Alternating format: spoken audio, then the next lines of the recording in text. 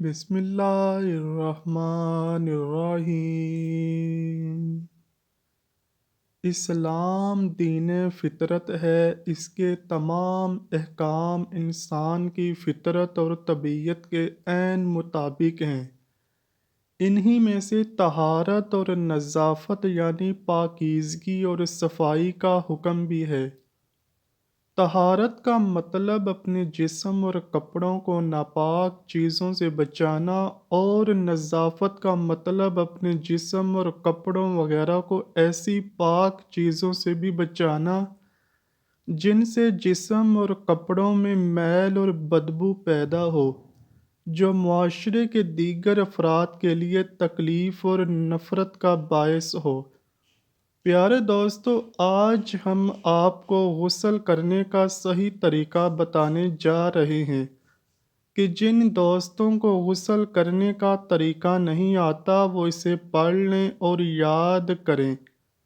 حضور اکرم صلی اللہ علیہ وآلہ وسلم نے صفائی کو نصف ایمان قرار دیا ہے، جبکہ اللہ پاک نے قرآن میں فرمایا، اس میں ایسے لوگ ہیں جو پاک رہنے کو دوست رکھتے ہیں اور اللہ پاک رہنے والوں کو دوست رکھتا ہے۔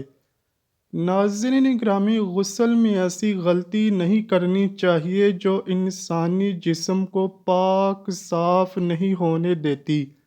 جب شادی شدہ جوڑا اپنی حاجت پوری کرتا ہے، اگر دن کا وقت ہو تو حاجت پوری کرنے کے بعد جو بھی نماز کا وقت ہوتا ہے اس سے پہلے پہلے غسل کرنا ضروری ہے۔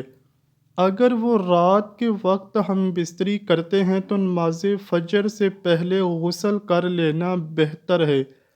اگر مرد اور عورت اپنی حاجت پوری کرنے کے بعد جب تک ناپاکی کی حالت میں ہوتے ہیں تو اس حالت کو جنابت یا جنبی کہا جاتا ہے۔ بہت سے ہمارے دوست ایسے ہیں جن کو غسل کرنے کے صحیح طریقے کا بھی نہیں پتہ ہوتا۔ وہ ٹھیک طریقے سے غسل نہیں کر پاتے، اسی لیے وہ ناپاک ہی رہتے ہیں، جبکہ ناپاک انسان کی نہ تو کوئی عبادت قبول ہوتی ہے اور نہ ہی کوئی نیکی کام آتی ہے۔ پیارے بھائیوں، غسل کا طریقہ یاد کر کے خود بھی اس پر عمل کریں تاکہ انسان ناپاک نہ رہے، اور اپنے قریبی دوستوں کو بھی غسل کرنے کا درست طریقہ بتائیے تاکہ سبھی غسل کے صحیح طریقوں کو استعمال کر کے پاک صاف رہ سکے۔ جو بندہ غسل کے فرائض سے ناواقف ہے وہ کبھی بھی پاک نہیں ہو سکتا۔ جب مرد و عورت ہم بستری کر کے غسل کرنے کے لیے جاتے ہیں تو ان کو غسل کے فرائض بھی یاد ہونے چاہیے۔ غسل کے 3 فرائض ہیں جو کہ مندرجہ ذیل ہیں۔ 3 بار کولی کرنا یہاں تک کہ حلق تک پانی جائے، ناک میں پانی لے جانا یہاں تک کہ ناک کے اندر تک پانی جائے، پھر پورے جسم پر پانی ڈالنا یہاں تک کہ جسم کا کوئی بال خشک نہ رہے۔ کچھ ہمارے بھائیوں کو غسل کرنے میں جلدی ہوتی ہے، وہ جلدی جلدی کولی کرتے ہیں، غرارے نہیں کرتے۔ ناک میں پانی لے کر جاتے ہیں لیکن ناک کی ہڈی تک نہیں لے کے جاتے۔ اپنے جسم پر جلدی جلدی پانی ڈالتے ہیں یہاں تک کہ ان کے جسم کے چند بال خشک رہ جاتے ہیں، جس کی وجہ سے وہ انسان ناپاک ہی رہتا ہے۔ جب تک غسل کے یہ 3 فرائض پورے نہ کیے جائیں اس وقت تک غسل نہیں ہوتا اور بندہ ناپاک رہتا ہے۔ ناظرین گرامی، ناخنوں میں گندگی کی وجہ سے غسل یا وضو نہیں ہوتا۔ اکثر عورتوں کے ناخن بڑے ہوتے ہیں، جب وہ آٹا گوندتی ہیں تو آٹا ان کے بڑے ناخنوں کے اندر چلا جاتا ہے، جس وجہ سے آٹا ان کے ناخنوں میں جم جاتا ہے، اور جب وہ غسل کرتی ہیں تو آٹا ان کے ناخنوں سے صاف نہیں ہوتا، اور جب آٹا ناخنوں سے صاف نہیں ہوتا تو ان کا غسل نہیں ہوتا۔ اس طرح وہ کئی کئی دن تک ناپاکی کی حالت میں ہی رہتی ہیں اور نماز ادا کرتی رہتی ہیں، اور نیکیوں کی بجائے گناہ حاصل کرتی ہیں۔ اسی طرح کچھ عورتیں نیل پالش استعمال کرتی ہیں جس وجہ سے پانی ناخن کے اندر تک نہیں جاتا۔ پھر مردوں عورتوں کے ناخن اتنے بڑے ہوتے ہیں کہ پانی سے اچھے طریقے سے وہ صاف نہیں ہوتے اور اس میں گندگی رہ جاتی ہے۔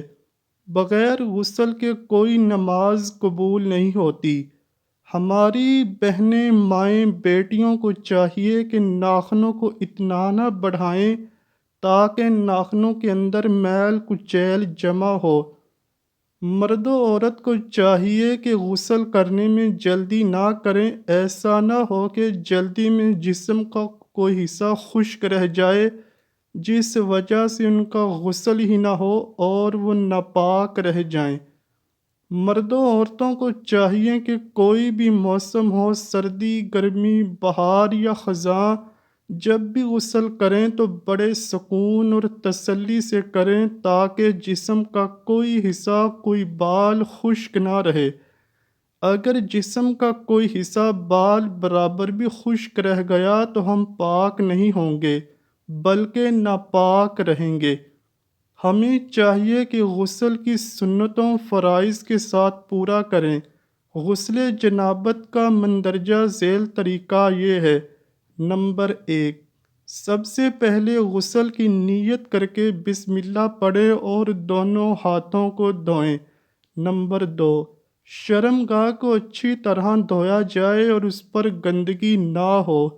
نمبر 3، مکمل وضو کیا جائے جیسے کہ عام وضو کیا جاتا ہے۔ نمبر 4، پہلے دائیں کندھے پر، پھر بائیں کندھے پر، پھر سر پر 3 بار پانی ڈالیں۔ نمبر 4، اچھے طریقے سے سارے اعضاء کو دھوئیں۔ نمبر 5، اپنی ضرورت کے مطابق پانی کا استعمال کریں، پانی ضائع مت کریں۔ نمبر 6، تنہائی میں غسل کیا جائے۔ نمبر 7، قبلہ کی طرف منہ کر کے غسل کرنے کی غلطی کبھی نہ کریں۔ نمبر 8، اگر کسی کے غسل خانے میں پانی اکٹھا ہو جاتا ہے تو غسل سے فارغ ہو کر اپنے پاؤں کو ضرور دھو کر پاک کر لیں۔ نمبر 9، اگر کسی مرد کے لمبے لمبے بال ہوں تو اس نے اپنے بالوں کو کسی چیز سے باندھا ہوا ہو تو اس کو بال کھول کر اچھے طریقے سے دھونا لازمی ہے۔ نمبر 10، اگر اپنے خاوند سے ہم بستری کے وقت عورت کے بال بندھے ہوئے ہوں تو غسل جنابت کرتے وقت وہ اپنے بالوں کو نہ بھی کھولے تو اس کا غسل جائز ہوتا ہے۔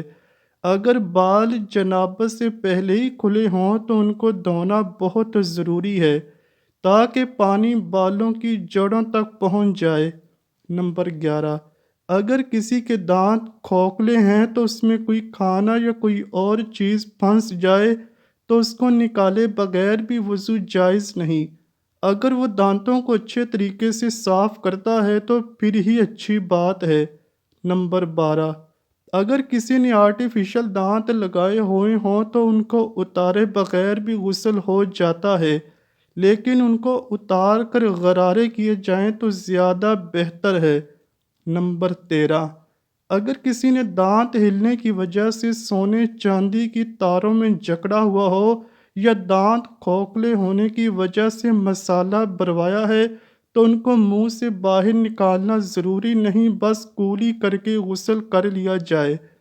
نمبر 14، اگر ناک میں کوئی گندگی خشک ہو، ناخنوں میں آٹا یا کوئی اور چیز پھنس جائے جو جسم کی چمڑی تک پانی جانے سے روکے تو اس کو صاف کر کے غسل کیا جائے، ورنہ انسان پاک و صاف نہیں ہوگا۔ نمبر 15، غسل اس جگہ کرنا چاہیے جہاں کسی کی نظر نہ پڑے۔ جسم کے سارے کپڑے اتار کر غسل کرنا چاہیے۔ اگر کوئی کپڑا باندھ کر غسل کرے تو یہ بھی بہتر ہے۔ نمبر 16، غسل خانے میں انتہائی ضروری بات کے علاوہ کوئی اور بات کرنا منع ہے۔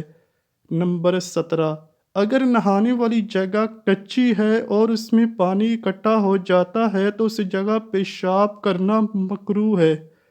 حدیث پاک میں حضرت عائشہ صدیقہ رضی اللہ تعالیٰ عنہ بیان کرتی ہیں کہ حضور نبی کریم صلی اللہ علیہ وآلہ وسلم جب غسل کرتے تو پہلے دونوں ہاتھوں کو دھوتے، پھر دائیں ہاتھ سے بائیں ہاتھ پر پانی ڈال کر استنجا کرتے، اس کے بعد مکمل وضو کرتے، پھر پانی لے کر سر پر ڈالتے اور انگلیوں کی مدد سے بالوں کی جڑوں تک پانی پہنچاتے، پھر جب دیکھتے کہ سر صاف ہو گیا ہے تو 3 مرتبہ سر پر پانی ڈالتے، پھر تمام بدن پر پانی ڈالتے اور پھر پاؤں دھو لیتے۔ امید کرتا ہوں کہ آپ کو ویڈیو ضرور پسند آئی ہوگی۔ اگر ویڈیو پسند آئی ہے تو ویڈیو کو لائک کیجئے، شیئر کیجئے اور چینل کو لازمی سبسکرائب کیجئے۔ کمنٹ سیکشن میں اپنی رائے کا اظہار بھی ضرور کیجئے گا۔ ملتے ہیں اگلی ویڈیو میں، تب تک کے لیے اللہ حافظ۔